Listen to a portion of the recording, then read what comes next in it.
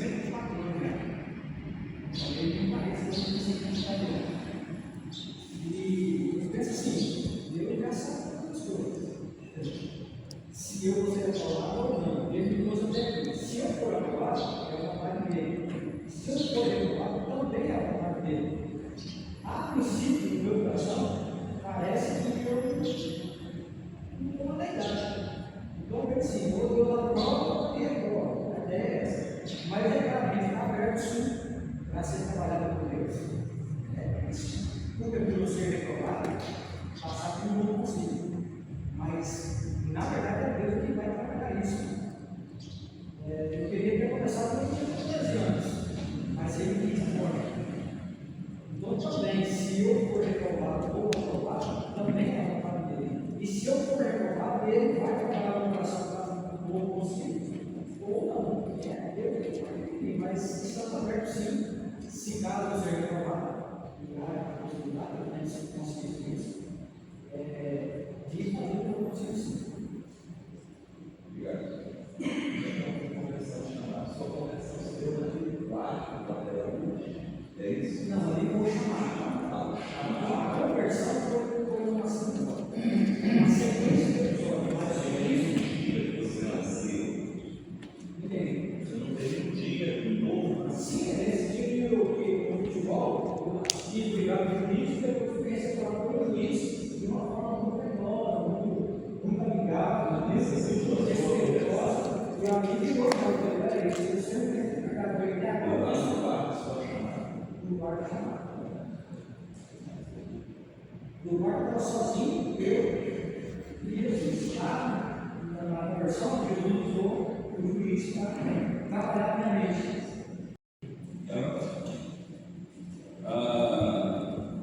Eu fui mais destacado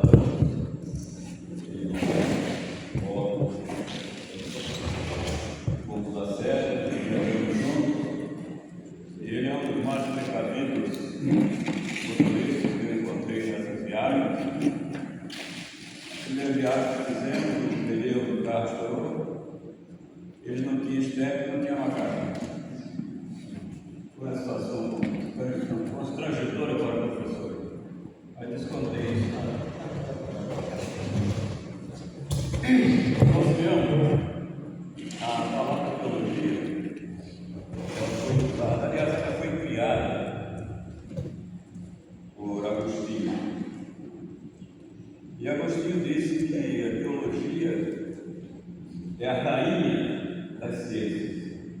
Ele definiu a teologia como a rainha das ciências.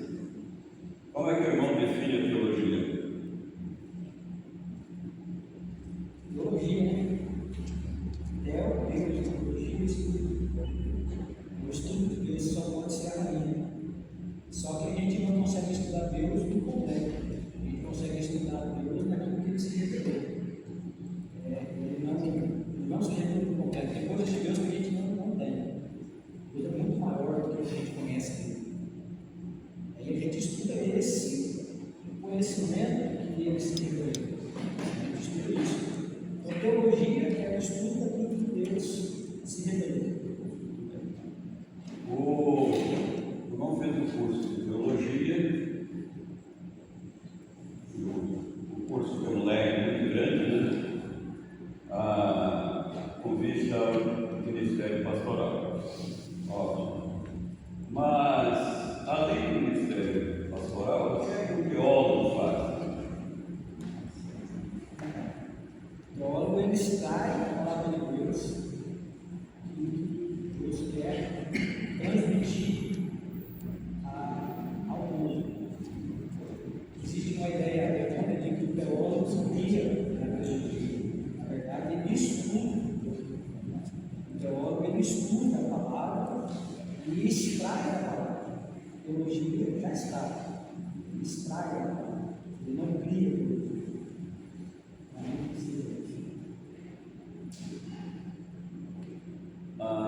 Segundo a teologia, como é que um conceito define Deus?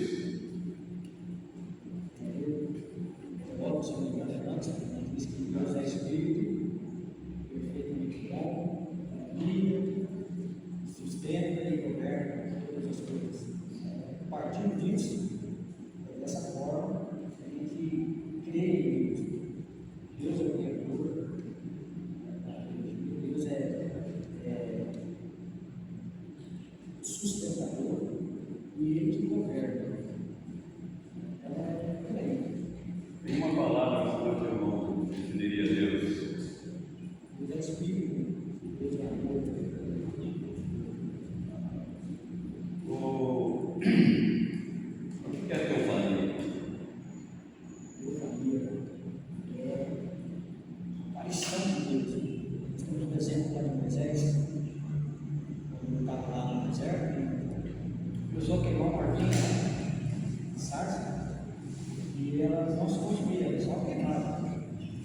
ele conversa com essa sarça.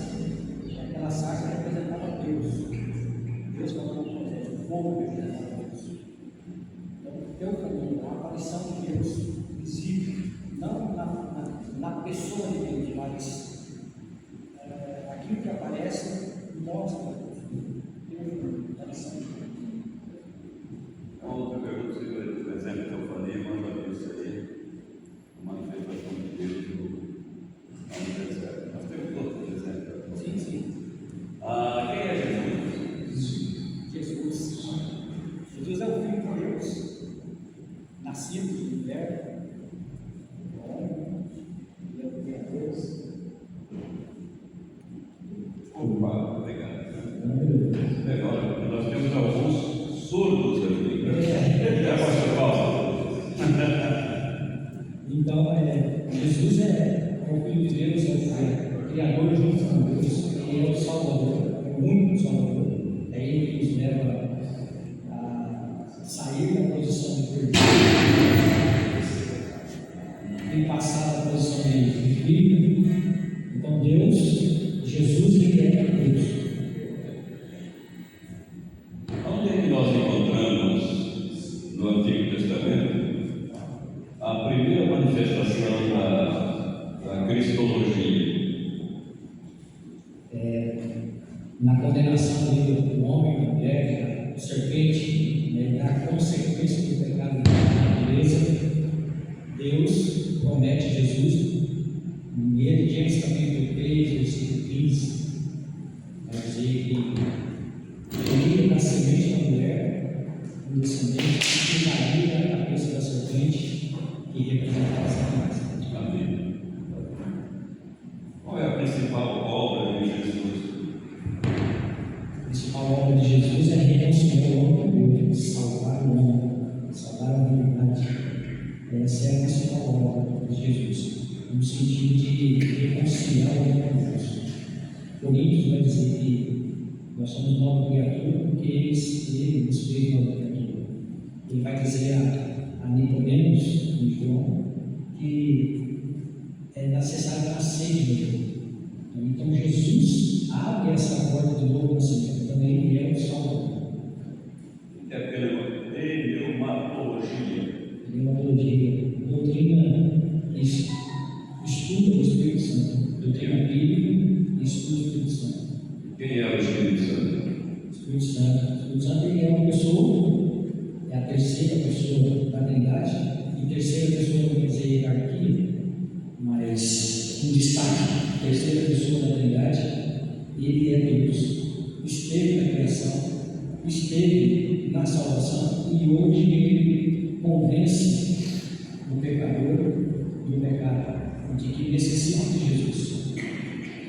Bem, irmãos, fez uma referência sobre Trindade, né?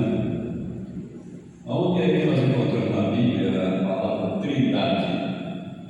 A gente só tem um conceito. O nome Trindade, não, mas o conceito sim. A gente vê no batismo de Jesus, a voz, o Espírito Santo em forma corpórea de pão, e Jesus saindo do rio, com a Trindade. A gente vê na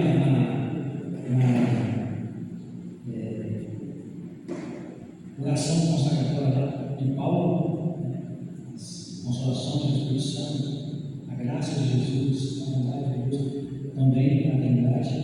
E nós vemos que tudo isso, ação do homem. Então Deus não estava sozinho, Deus Pai sozinho, estava a Trindade. A ação do homem é a nossa imagem, a nossa semelhança. É um conceito de Trindade, mas o nome Trindade em si não é. Então isso quer dizer que a palavra Trindade e a palavra Bíblia não existem na Bíblia. Não entendi.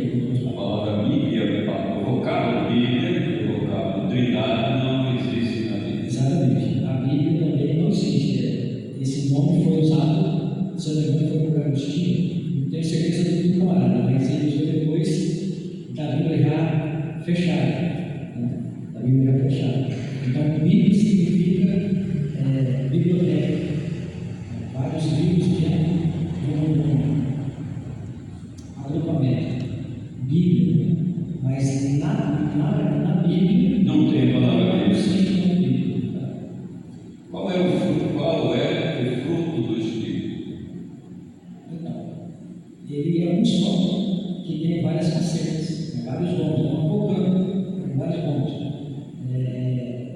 mas ele se destaca em amor, paz, alegria, paciência, bondade, longanimidade, domínio próprio. E essas coisas não existem contra.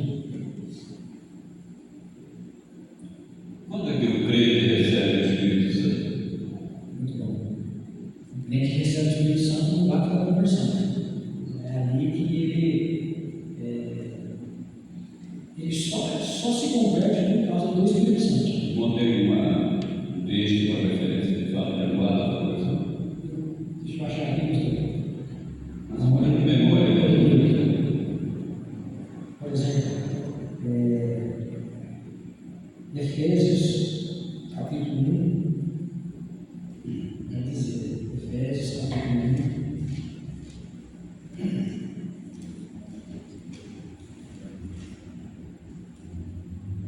versículo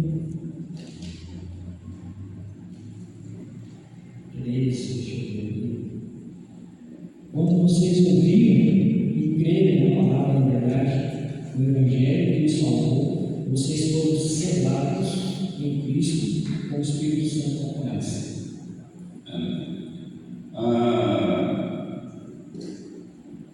No Antigo Testamento, nós temos alguma referência sobre o Espírito Santo. O Espírito Santo estava permanente.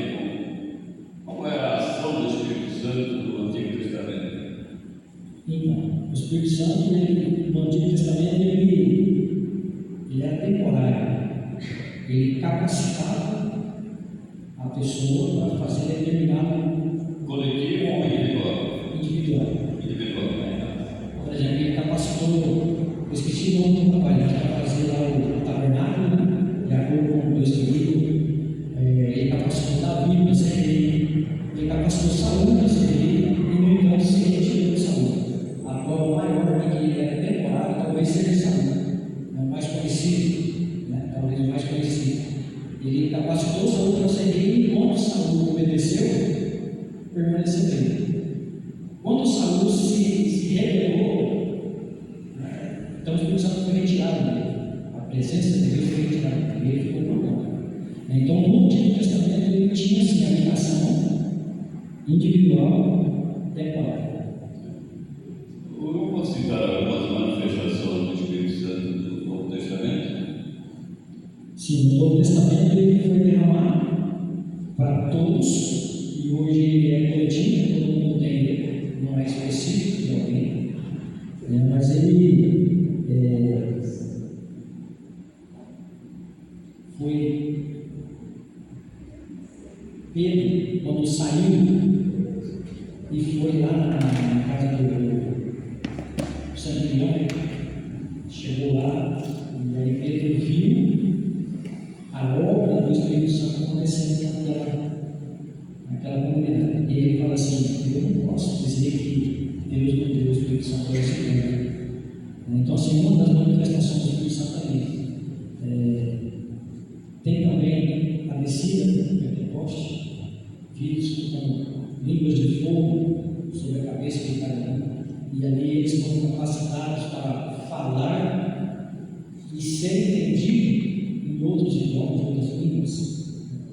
Então, são as manifestações do Espírito Santo. O que é a Bíblia? Bíblia, ela é a palavra de Deus. Alguns pensadores querem colocar que ela contém a palavra de Deus, ou que ela pode ser a palavra de Deus, mas na verdade ela é a palavra de Deus, de Gênesis a Apocalipse, ela é a palavra de Deus. Falou no começo sobre a revelação, como se deu a revelação de Deus aos homens.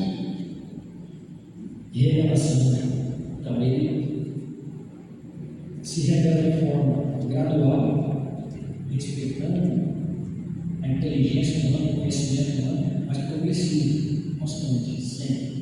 Ele vai acrescentando algo. Então ele se revelou de forma gradual e progressiva. E ele se revela de duas formas: pela natureza e também, de forma geral, pela natureza, pela história e de forma específica, através de Jesus e pela Bíblia. Então Deus se revela de duas formas: revelação pode ser conhecido dessa forma, real e especial. Existe alguma diferença entre inspiração e revelação, iluminação, desculpa, inspiração e iluminação. As três. Então, a revelação é aquilo que Deus se mostra. A inspiração é aquilo que Deus inspira o escritor bíblico a escrever. O Espírito Santo. Eu falo Deus porque o Espírito Santo é Deus. Então, inspiração é quando o homem escreve aquilo que Deus escreveu de uma forma inteligente, humana. Né? Deus traz a revelação e inspira ele a escrever de uma forma em que nós humanos entendemos. E a iluminação é para entender profundamente a revelação. A iluminação vai nos trazer o entendimento daquilo que Deus quer hoje. Quando o irmão está pregando, o irmão está sendo inspirado ou está sendo iluminado? Iluminado. A inspiração, com o tempo que foi escrito na Bíblia, ela não tem mais, ela não existe mais. Hoje, nós temos a iluminação. É o mesmo Espírito que inspirou alguém a escrever, ilumina alguém a entender. Você já respondeu a pergunta de quem escreveu a Bíblia? Quem foi que escreveu a Bíblia? Foram aproximadamente 40 escritores, num período de mais ou menos entre 1500 e 1600 anos, em várias épocas diferentes, em várias culturas diferentes, em várias histórias diferentes, no entanto, com um consenso, uma espinha dorsal visível a todos que se colocam a estudar, mesmo aqueles que não veem, eles conseguem ver a espinha dorsal não há contradição entre um e outro, ainda que seja 1600 anos distante do outro, com culturas, estudos, níveis educacional diferentes. A Bíblia evangélica é a mesma Bíblia católica? A católica é a Bíblia evangélica? Eu posso dizer que é, com ressalva, que a Igreja Católica acrescentou livros à Bíblia. Mas se você tirar esses 7 livros, Não lembro de alguns livros que a Igreja Católica acrescentou. Macabeus, número 2, Judite, Eclesiastes. O irmão usa esse livro na sua pregação? Não. Por quê? Não são julgados, eles são históricos, para você talvez contextualizar, para você entender um pouco do momento, eles podem até ajudar. Não é você ler um livro qualquer, mas inspirados eles não têm função. Então, você pode até usar ele na mensagem para contextualizar, mas não para dizer que eles estão dando uma doutrina, que eles estão dando um ensino de Deus. Inspirado. O que é o Evangelho? O Evangelho é boas novas. Jesus vem e traz a salvação e esparrama para todos aqueles que creem, e os evangelhos traz essa boa nova. O que é a antologia? A ontologia, doutrina bíblica e estudo do pecado. Estudo do pecado. O que é pecado? Esse talvez o nome cardiologia por causa disso. Lá no grego, lá eles usam a gramática, se errou. Quando alguém atira uma flecha e mulher, o alvo, aí ele vai armar, errou o alvo. Então o pecado é errar aquilo que Deus propõe como. Deus propõe que aquilo que seja semelhança e imagem dele, e o homem é isso. Veja a história errada dele. Qual que é a origem do pecado? A origem do pecado é Deus. A primeira origem é do céu. Satanás revela em si mesmo. Satanás é o primeiro pecador. Isso, se revela em si mesmo. E o homem foi conduzido, foi tentado, foi levado a pecar. A origem da humanidade foi tentado, foi levado. Mas a origem do pecado em si foi em Satanás. Eu disse tudo por causa da diferença. O pecado de Satanás foi ele mesmo. E o homem foi conduzido. Existe uma doutrina na teologia, como disse, pensamento, Satanás pegou lá no começo da humanidade. E existe uma teologia que diz, parece que é o universalista, que diz que no final todos serão salvos, inclusive Satanás vai poder ser salvo. Não acredita nisso? Não. Inclusive, Satanás era condenado. Aí ele não tem mais jeito. E nem os demônios que acompanham ele. A salvação é para aqueles seres humanos que escolhem durante a vida crer em Jesus Cristo como Senhor e Salvador e obedecer. Fora disso, já tem condenação. A universalidade aí está usando Tá, sobre o pecado ainda. Qual é o pecado que não tem perdão? Por quê? a palavra de Deus diz que todo aquele que crê é perdoado. Mas existe a blasfêmia contra o Espírito Santo. Existem várias definições da blasfêmia. Uma das que eu creio, aqui eu creio, na verdade, uma das teorias que eu creio, que a blasfêmia contra o Espírito Santo é você rebelar-se contra aquilo que o Espírito Santo te mostra. Ele te mostra por A mais B que você precisa de Jesus, você tem que crer em Jesus para que você consiga então a libertação do pecado, sair da condição do pecado e se tornar filho.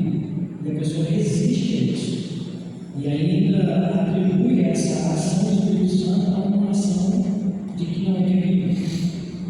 Aí ele atribui isso como não, você está falando aí, eu acho que o Espírito Santo não quer isso. Então ele permanece naquele dia, ele não aceita o convencimento do Espírito Santo, ele não se converte, ele permanece naquele dia, ele permanece naquele dia, ele permanece naquele dia, ele olha essa situação, ele não tem. Fala sobre a doutrina do inferno. Doutrina? Doutrina do inferno. Doutrina do inferno. O inferno é um lugar reservado para os diabos anjos dele, aonde há dor, aonde há sofrimento, onde há ranger e dente, e não foi criado pelo ser humano. O ser humano. Quem criou o inferno? O pecado originou a criação do inferno, para a condenação do Satanás. Criou o inferno. Para a condenação de Satanás. E aqueles que não querem Jesus permanecem naquele dia também serão lançados lá.